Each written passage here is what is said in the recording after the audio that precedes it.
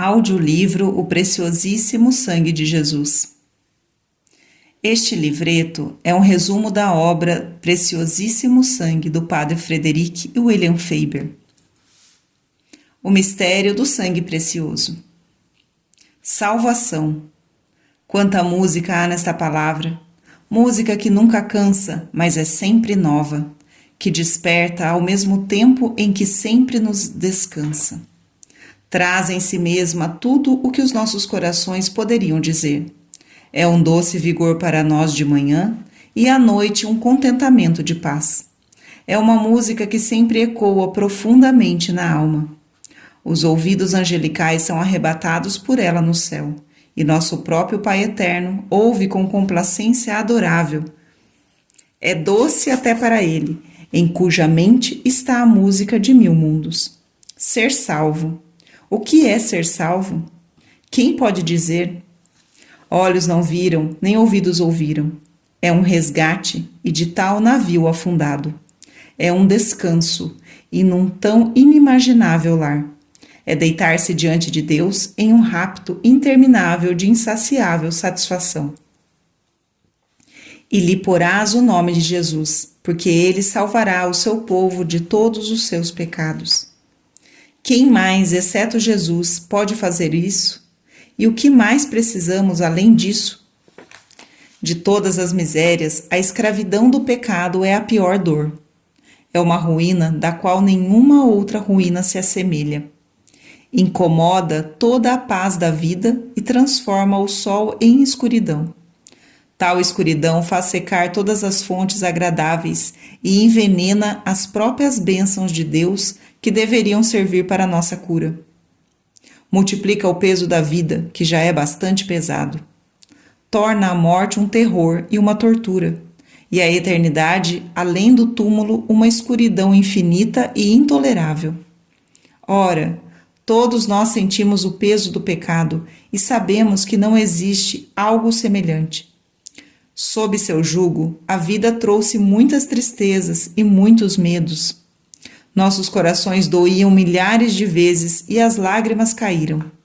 O sono fugiu e a comida nos enojou, mesmo quando nossa fraqueza ansiava por eles. Jamais sentimos algo como o peso morto de um pecado mortal. Então, o que é uma vida assim pode ser? O que deve ser uma morte em pecado mortal? Qual seria a eternidade irrevogável resultante de uma vida em pecado irrecuperável? É de todo esse horror que devemos procurar a libertação? Não por nós mesmos, porque conhecemos a infinidade da nossa fraqueza e a vitalidade inesgotável da nossa corrupção. Não por qualquer poder terreno, pois ele não tem jurisdição aqui. Não pela filosofia, literatura ou ciência, pois nesse caso, estas são apenas questões tristes e inúteis.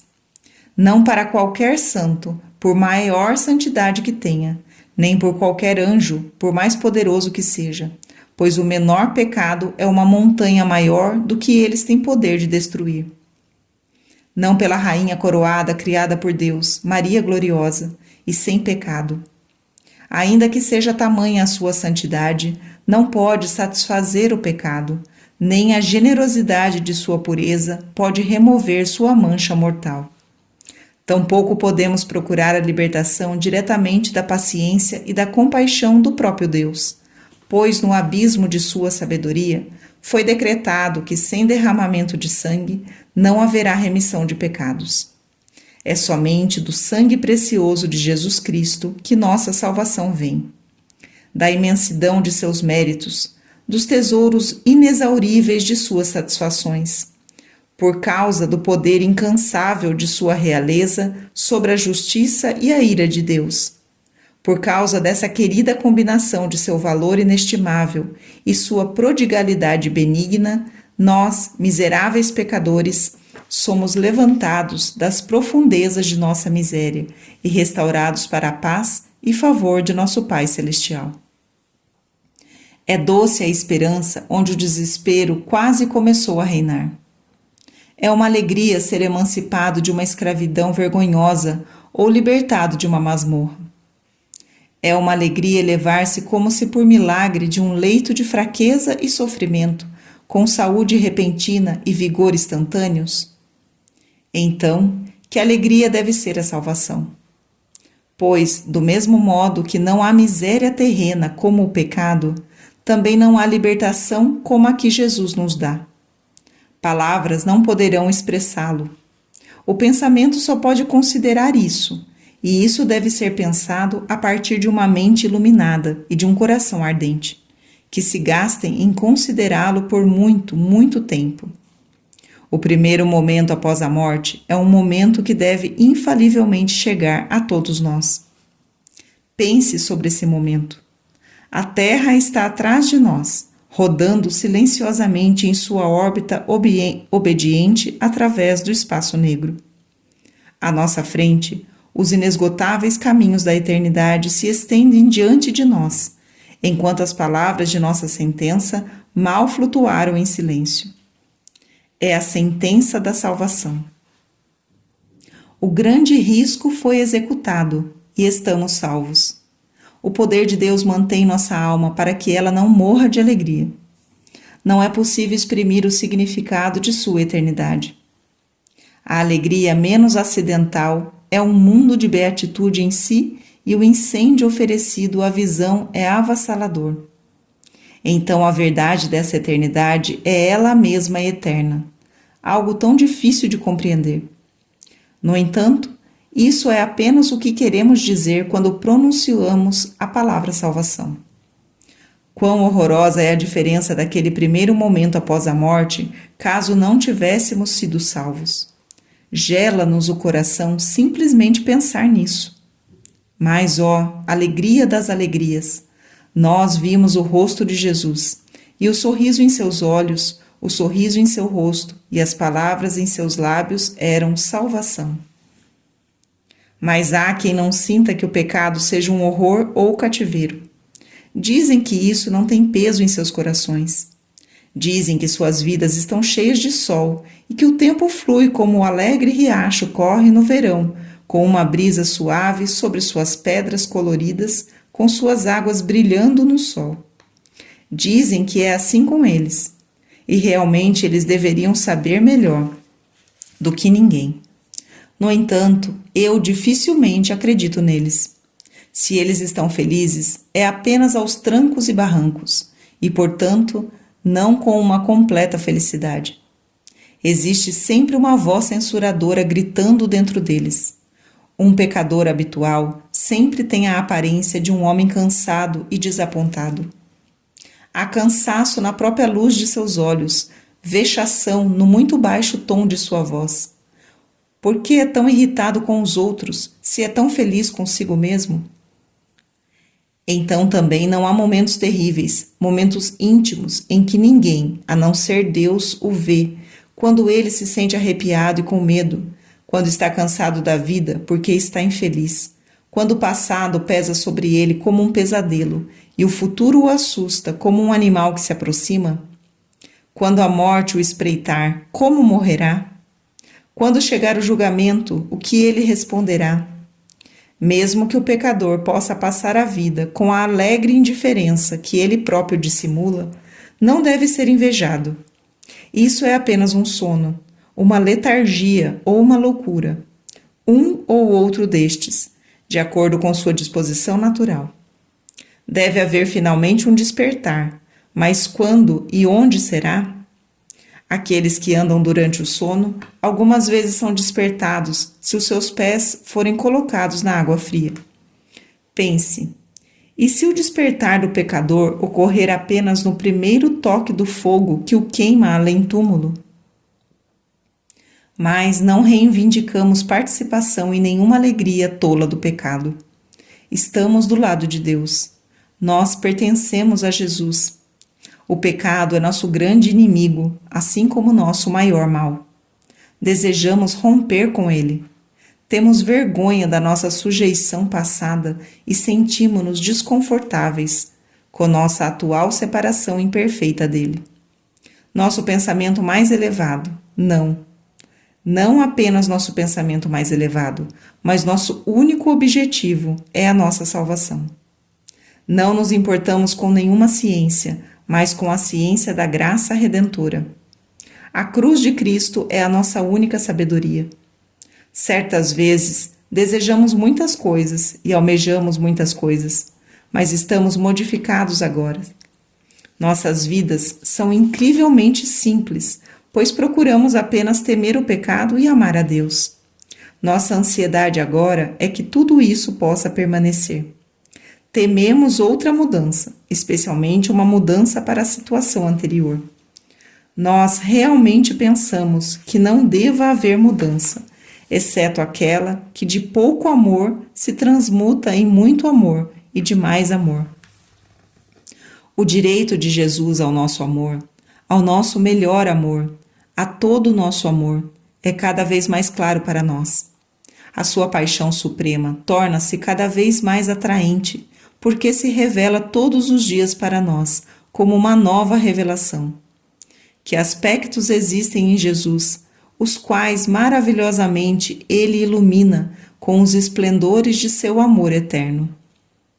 Não sentimos todos os dias mais e mais fortemente que devemos ser por Jesus mais do que somos, que entre tudo que cresce o amor divino é o que mais aumenta, que toda a ideia de um limite para o amor de Jesus ou qualquer moderação em nosso serviço a Ele é tanto uma tolice quanto uma deslealdade?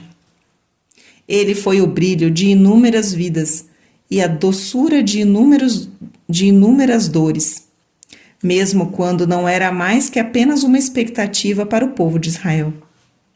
O que deverá ser então agora que veio, que viveu e derramou seu sangue, morreu, ressuscitou e ascendeu, sem dizer que depois trouxe-nos todos os indizíveis sentimentos por meio do Santíssimo Sacramento? Por que nossos corações são tão frios? Por que nosso amor é tão infiel e nossa fé tão pouco amorosa?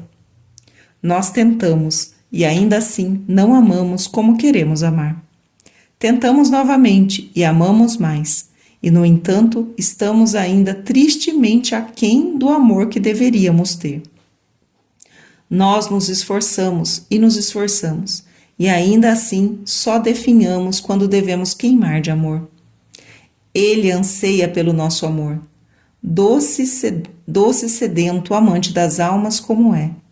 Ele anseia pelo nosso amor e não ansiamos por nada mais do que amá-lo. Certamente deve haver um tempo e um lugar quando tanto nós quanto ele estaremos satisfeitos. Mas tal lugar será o céu, e o tempo nada mais será do que a grande e infindável eternidade. A salvação passa pelo preciosíssimo sangue.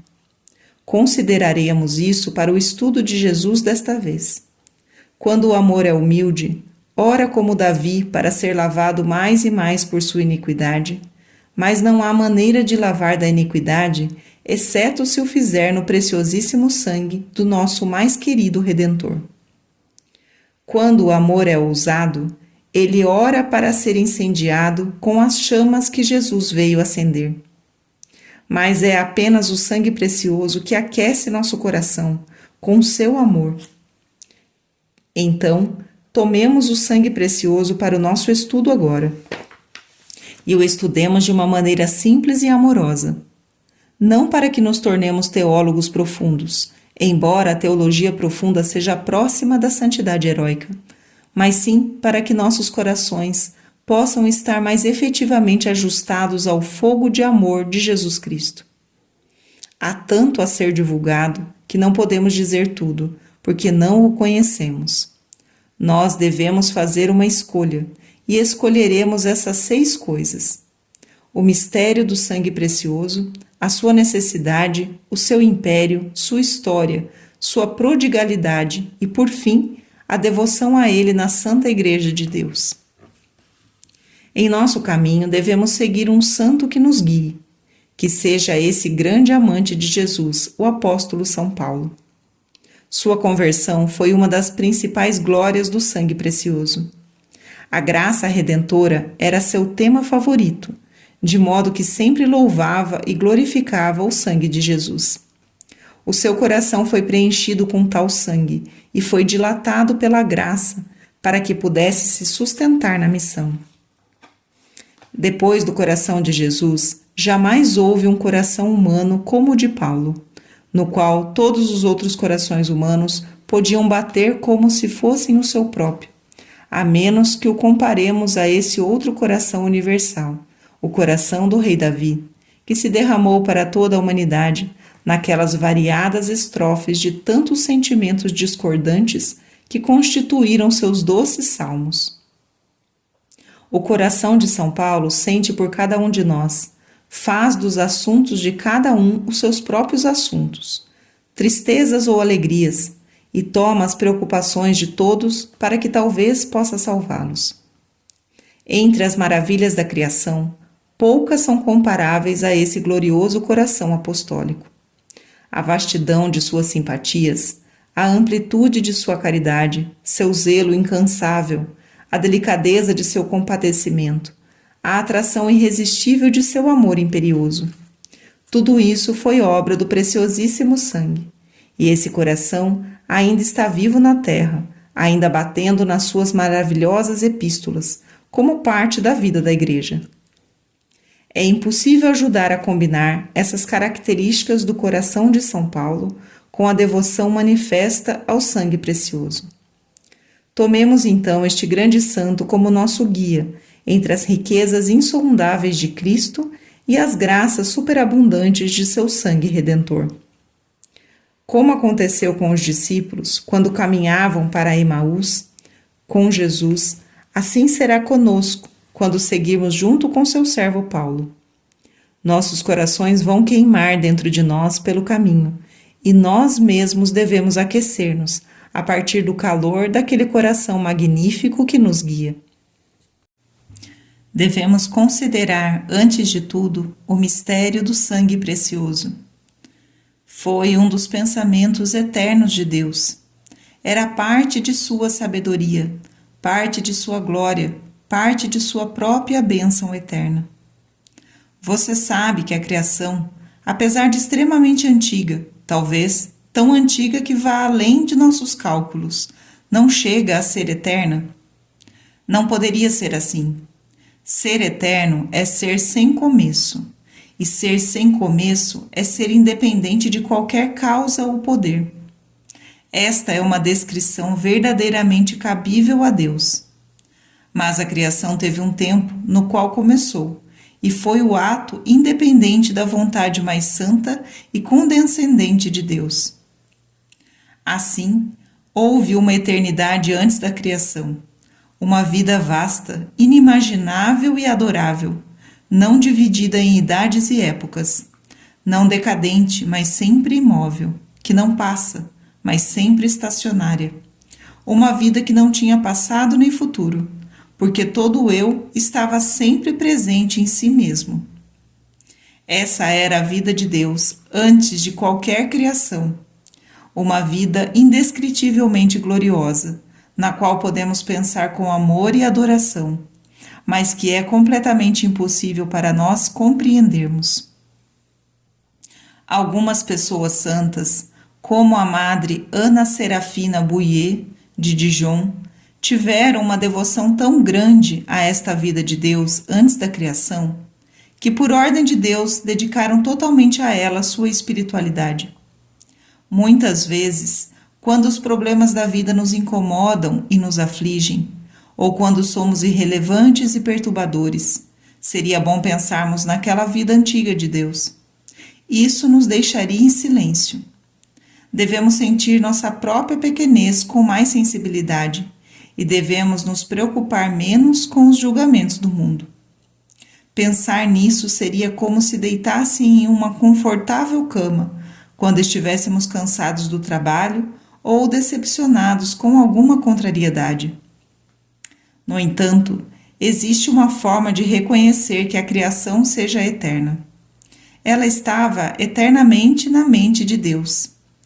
Era uma de suas ideias eternas, sempre diante dele, de forma que ele nunca existiu sem essa ideia de criação em sua mente onisciente e na sua intenção onipotente.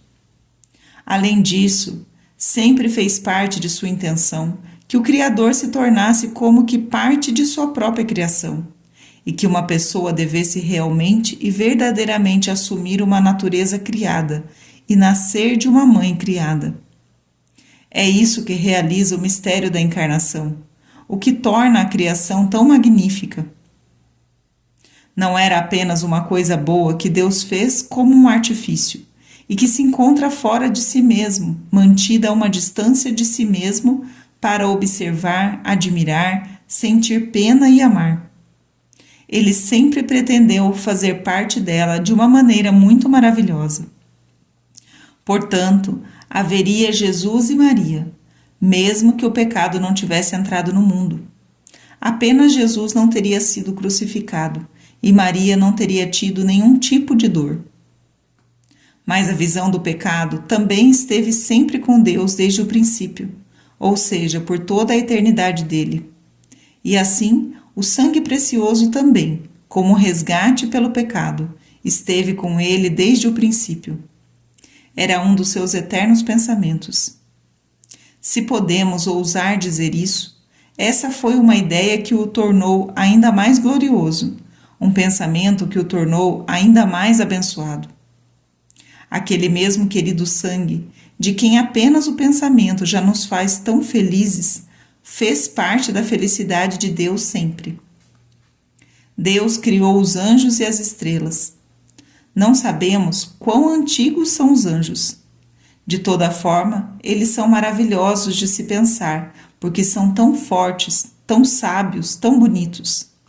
Mas mesmo eles necessitaram do preciosíssimo sangue para serem salvos. Aqueles anjos que não caíram, não pecaram e, portanto, não precisavam de redenção. E Deus não permitiu que sentissem não precisar da redenção. Às vezes, isso nos faz pensar que Deus é mais severo com o mundo dos anjos do que com o mundo dos homens. Mas esse não é o caso. Apenas nos mostra como devemos mais a Jesus do que costumamos pensar. Os anjos não podiam satisfazer a justiça de Deus pelos pecados dos homens. Se todos os anjos, bons e maus juntos, tivessem sofrido voluntariamente os tormentos mais excruciantes por milhões e milhões de eras, esses tormentos todos não poderiam compensar a Deus pelo pecado de menos pecador dos anjos, que hoje são os demônios. Se nosso querido Salvador tivesse assumido a natureza dos anjos, o caso teria sido diferente. Mas ele se tornou homem, não anjo, e por isso a sua paixão como homem redimiu todos os possíveis pecados dos homens. Os sofrimentos de sua paixão eram maiores e de maior preço do que poderiam ser todos os tormentos de incontáveis anjos. A severidade de Deus extraiu mais dele na cruz do que jamais extraiu ou extrai agora dos anjos atormentados. Assim, você vê que Deus não é mais severo com eles do que conosco. Apenas Jesus fez de si mesmo um de nós e tomou toda a nossa parte da severidade de Deus sobre si mesmo, deixando-nos a leve alegria da fé, da esperança e do amor. Você vê que encontramos a bondade de Jesus em todos os lugares. Jesus maravilhoso. Esse foi o nome que o profeta Isaías deu a ele. Ele deve ser chamado maravilhoso. Quão doce é estar cercado pelos sinais de seu amor, que não podemos virar para nenhum lado sem encontrá-los. No entanto, seu amor seria mais doce para nós se pudéssemos retribuir com mais amor. A necessidade do sangue precioso. É muito difícil compreender o que deveríamos fazer em relação às coisas eternas. Estamos cercados pelas imagens e sons desta curta vida terrena. Julgamos as coisas, se não por aparências, pelo menos por sua importância meramente terrena. Não podemos nos separar das impressões que a terra causa sobre nós. Somos forçados a avaliar as coisas por um padrão que sabemos ser falso, mas estamos tão acostumados que nem pensamos em outro padrão. Eternidade é simplesmente uma palavra para nós. e é extremamente difícil torná-la mais do que uma palavra. Então, quando tentamos conceber a imensa importância das coisas eternas e a extrema trivialidade das coisas temporais, as quais não são simplesmente feitas para ministrar as coisas eternas, nos encontramos em imensas dificuldades. Se falamos delas com palavras comuns, transmitimos ideias falsas. Se usarmos uma linguagem de alta sonoridade e lidarmos com superlativos, um sentimento de irrealidade surge sobre nós mesmos, e ainda mais sobre os nossos ouvintes, e parece que estamos exagerando, mesmo quando o que falamos está logo abaixo do real significado. Somente o tempo nos permite, em algum grau, perceber a importância das coisas eternas. Uma expressão impressionante pode despertar nossa atenção. Mas as coisas eternas, para serem frutíferas e práticas, devem crescer em nós através da oração frequente e da longa familiaridade. Mesmo assim, estamos muito aquém da necessidade. Mesmo assim, obtemos ideias falsas e tornamo-nos sujeitos a isso. Somos incapazes de colocar as verdadeiras em seu lugar. É quase impossível compreender verdadeiramente o fato de que a dor ao longo da vida, ou as curas exuberantes, amplos ganhos ou uma pobreza amarga, sucesso ininterrupto ou fracasso incessante, são perfeitamente sem importância e absolutamente indiferentes, exceto na medida em que dizem respeito à salvação das nossas almas. O mesmo acontece quando precisamos tratar da importância do sangue precioso. Ele é mais necessário do que podemos dizer ou pensar. O que poderia acontecer sem ele é algo inconcebível para nós, e tudo isso é o que podemos dizer. Podemos, como o tempo, tornará familiar para nós. Devemos dizê-lo de muitas maneiras diferentes e olhar para ele de muitos pontos diferentes da vida. E repetir para nós mesmos como se estivéssemos aprendendo uma lição. Isso nos ajudará a ganhar tempo e corresponderá melhor à real importância do que grandes palavras ou metáforas elaboradas. O santo mais recolhido e o teólogo mais perspicaz façam o que fizerem.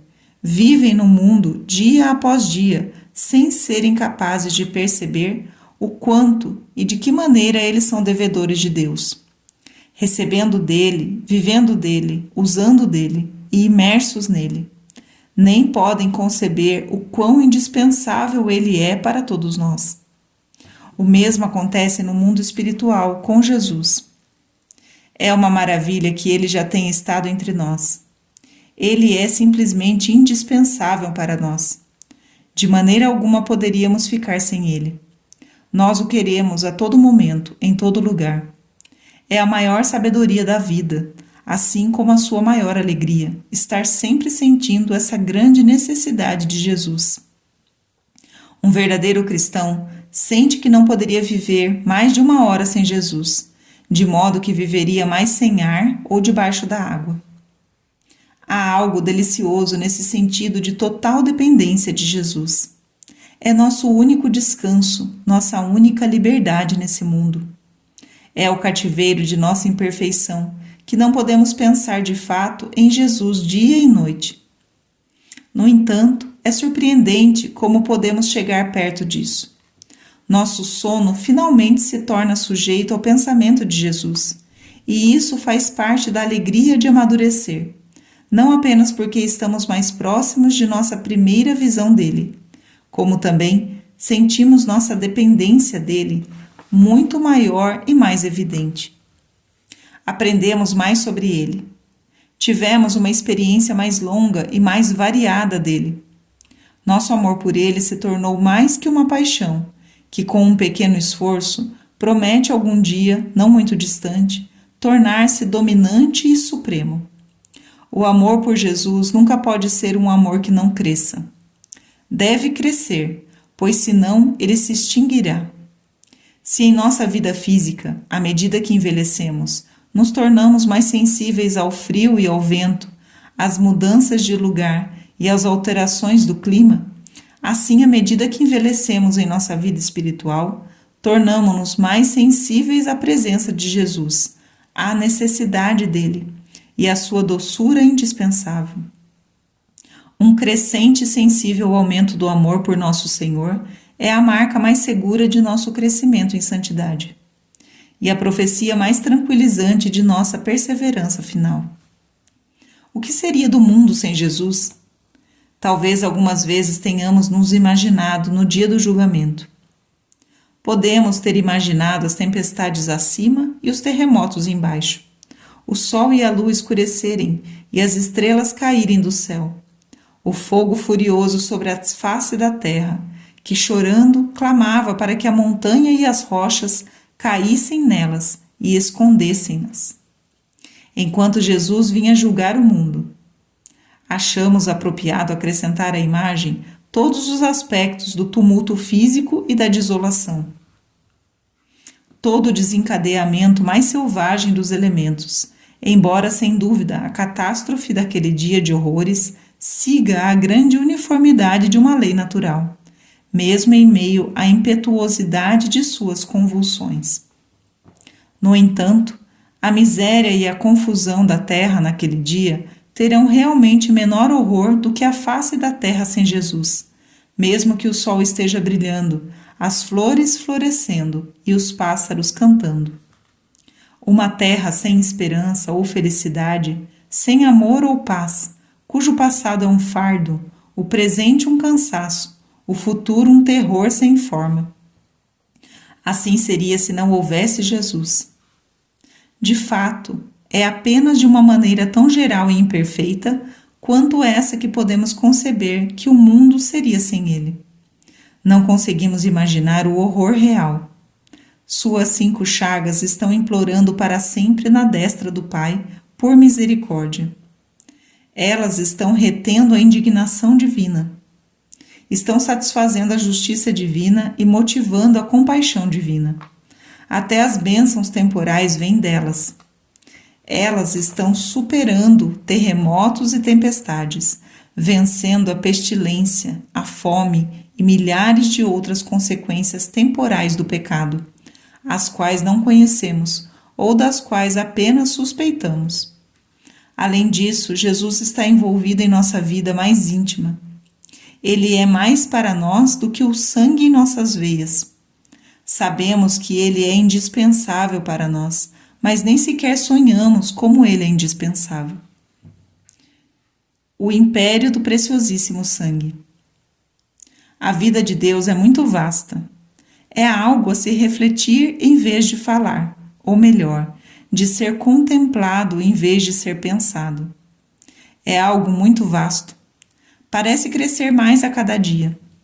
Nós nos ajoelhamos diante dela em nossas orações, como um homem pode se ajoelhar para orar diante de uma grande costa marítima. Deus está diante de nós como um oceano de vida infinita. Ajoelhamo-nos diante da costa. Mas acredite, atrás de nós existe uma mesma vastidão de oceano. De repente, ele está à nossa direita e à nossa esquerda.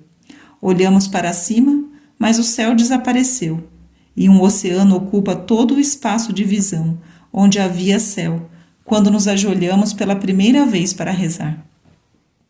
As águas ilimitadas se estendem acima de nós, como um dossel vivo. As areias nas quais estamos ajoelhados cedem, e não há mais costa. Estamos ajoelhados nas águas. O mesmo oceano eterno rola sobre nós. Estamos cercados por todos os lados, por este oceano abençoado e infinito. Quão cheia é a vida em chamas, como é magistral, como é imutável. A história do precioso sangue. Por que é tão difícil estar em paz na vida? Porque pequenas coisas e cada vez menores nos incomodam. Viemos de Deus, que é o Deus da paz. Por que estamos tão inquietos? Nós voamos, mas voamos nesse estreito lapso de tempo que é a nossa vida. E a grande eternidade já está à vista, porque somos tão voláteis diante das distrações? Sempre em nossos voos, Deus ainda nos mantém com sua mão. Por que então nos agitamos tanto? É estranho que não possamos ainda que estejamos nas mãos de Deus. E isto é assim porque as nossas mentes são ao mesmo tempo tão ativas e ociosas que precisam de contínua ocupação. Elas precisam ser alimentadas incessantemente com imagens que consomem rapidamente e são insaciáveis. Isso é que dificulta uma vida contemplativa, essa necessidade de imagens. Nossas mentes ficam inquietas se não veem objetos terríveis e variados diante delas em constante movimento, com luzes e cores chamativas. Estão cansadas de quietude e se apegam constantemente a um pensamento ou a um objeto. Nossas mentes se enfraquecem quando presas a um pensamento ou a uma classe de objetos. O mar enfadonho, com suas ondas monótonas, não é mais inquieto ou mais volúvel do que as nossas mentes. Eis a grande dificuldade da oração: fixar nossa mente no objeto de nossa adoração. A maioria das coisas penosas na vida espiritual dificilmente se deve à concentração da mente que elas exigem. O principal poder do mundo sobre nós surge exatamente do fato de termos dado a ele a posse de nossas mentes. Seria uma tarefa muito menos difícil desalojá-lo de nossos corações, se ao menos pudéssemos expulsar suas imagens de nossos pensamentos. O poder de Satanás sobre o coração vem de seu poder sobre a mente. Aqui está, então, o trabalho da vida espiritual de todos: alcançar a libertação em relação às imagens ou a intensa mudança delas. Agora, o primeiro processo é muito difícil de realizar e pertence a uma região elevada do estado espiritual, sobre o qual nada podemos fazer agora. O segundo, a mudança de nossas imagens, está mais dentro de nosso alcance. De fato, devemos dedicar-nos absolutamente a isso se quisermos ser devotos.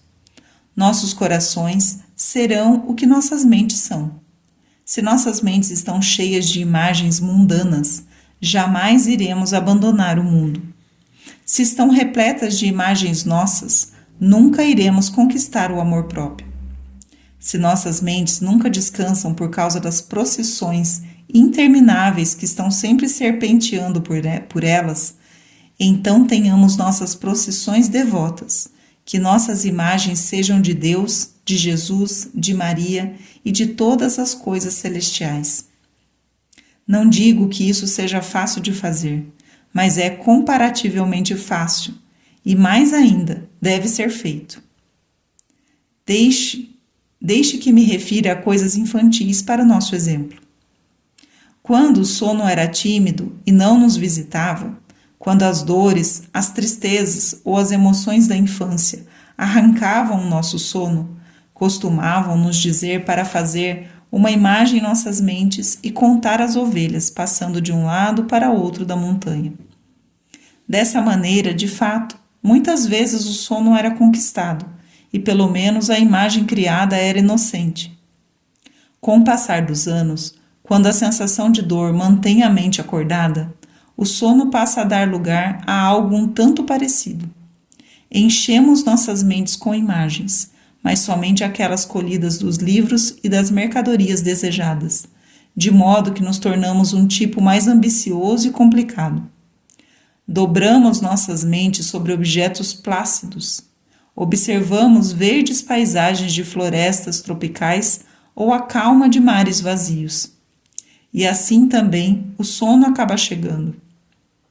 Seria melhor pensar em Deus e assim descansar.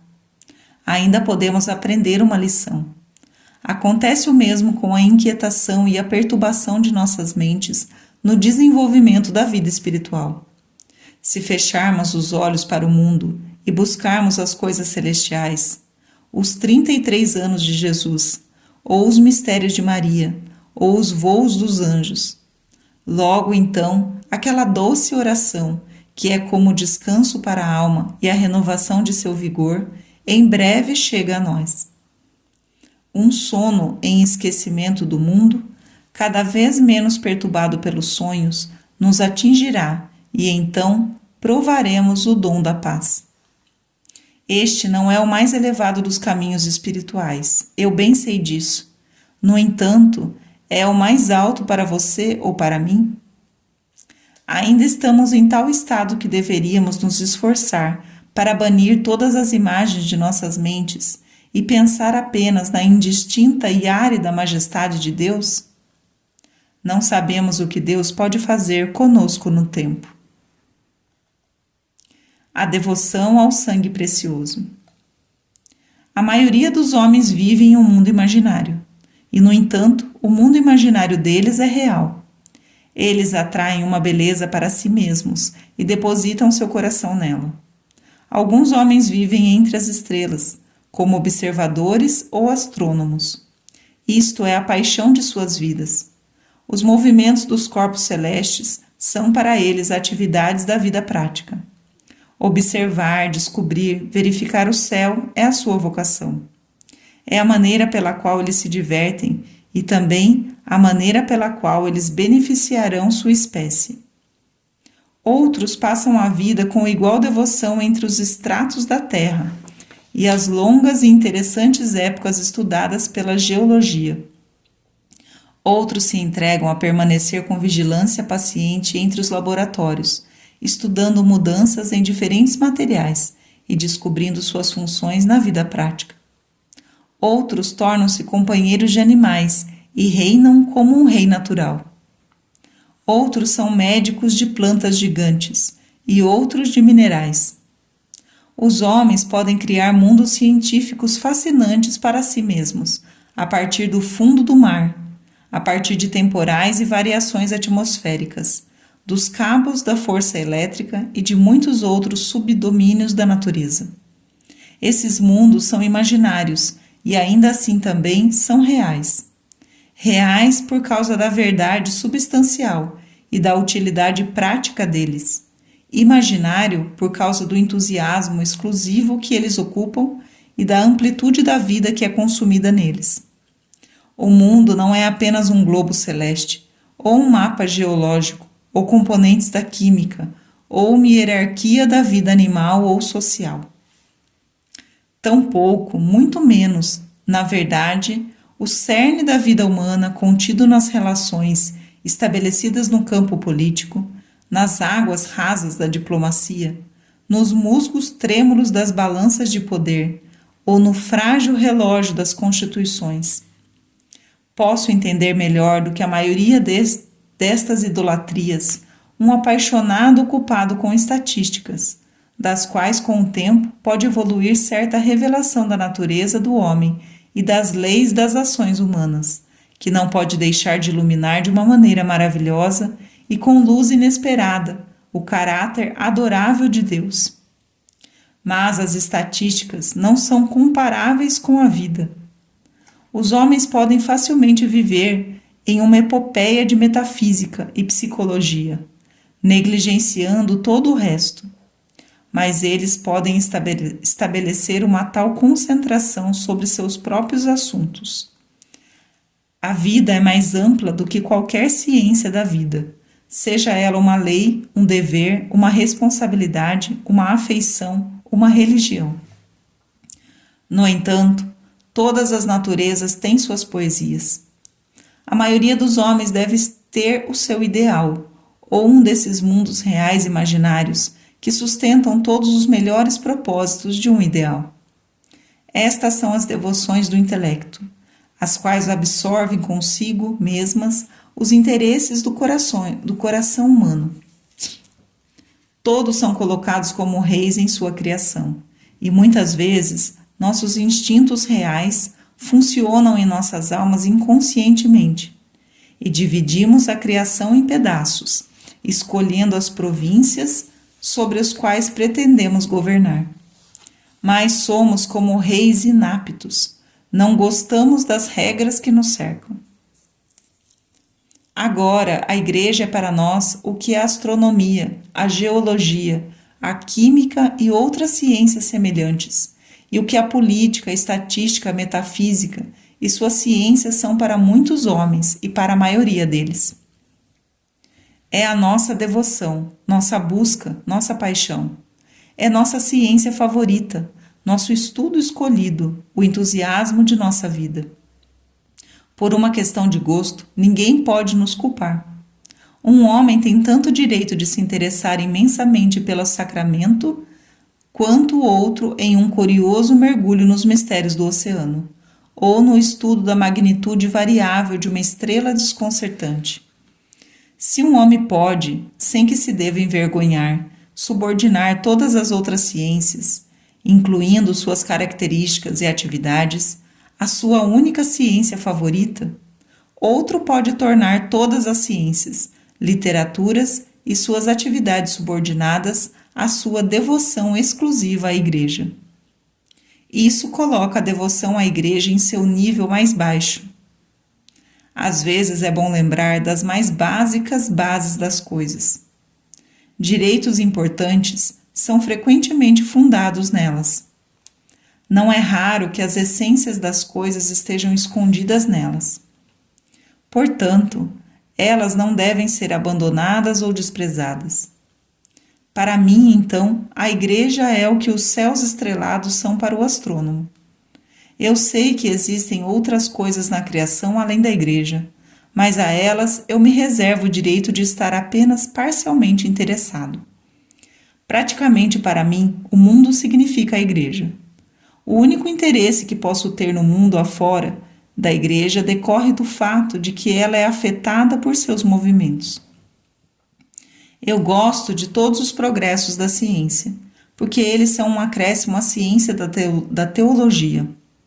Simpatizo de maneira direta com todos os progressos sociais, porque as questões de uma só vez, seja como dificuldade ou facilidade, são questões passíveis de promover a salvação das almas. As revelações das estatísticas formam uma espécie de manual para a caridade católica. A psicologia ilustra os sacramentos. Mudanças políticas também me interessam, pois todos deveriam agir de acordo com as maravilhosas fortunas da Santa Sé. Todo o alargamento real da mente dos homens por meio da educação, da literatura ou da arte é um apagamento dos preconceitos contra a Igreja e facilita a sua conversão. Na prática, qualquer dimensão do conhecimento do mundo, à medida em que avança contra suas próprias objeções à religião, e isso é ao mesmo tempo gratificante e interessante. Tudo que é amplo, profundo, avançado, ativo, confiante, é mais íntimo no espírito da Igreja. Até a grande e velha ciência da história levou a descobertas, e suas descobertas, uma após outra, produziram tantas reparações para a Igreja. A Igreja é meu centro.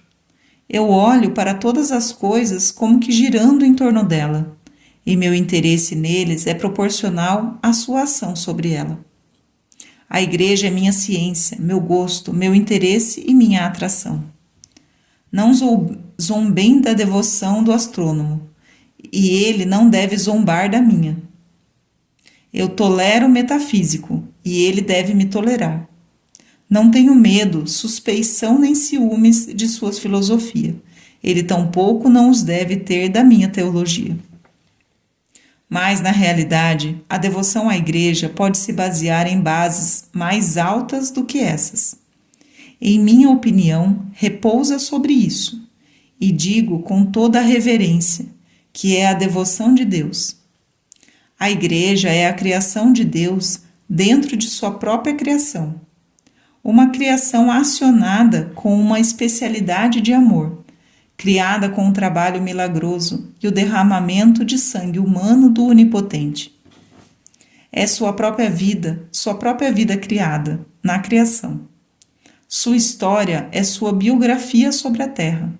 Sua forma é a de sua encarnação entre os homens. É, portanto, uma constante repetição de seus 3,30 anos. Não é que ele não ame o mundo inteiro e as almas mais distantes do mundo com um estranho amor que ultrapassa todas as barreiras. Por outro lado, é para o bem do mundo que ele ama a Igreja com um amor melhor. Se a sua onipotente sabedoria julgasse adequado sobrecarregar nossa liberdade com suas restrições, sua primeira seria transformar o mundo inteiro na Igreja, tornando-os Igreja e mundo a mesma coisa. O mundo é sua criação como Criador, e nossa Escritura não achou suficiente sua prodigalidade de amor. A Igreja é sua criação como Redentor, e encontra-se nas fornalhas de amor divino, 7 vezes mais quentes que as fornalhas da criação. A Igreja tem sua devoção, sua complacência. Ele a ama com um amor especial, amor de escolha. Este é o verdadeiro fundamento de nossa devoção à Igreja. É a própria devoção de Deus. Ela é a sua maneira de nos amar. É a nossa maneira mais inteligente de amá-lo.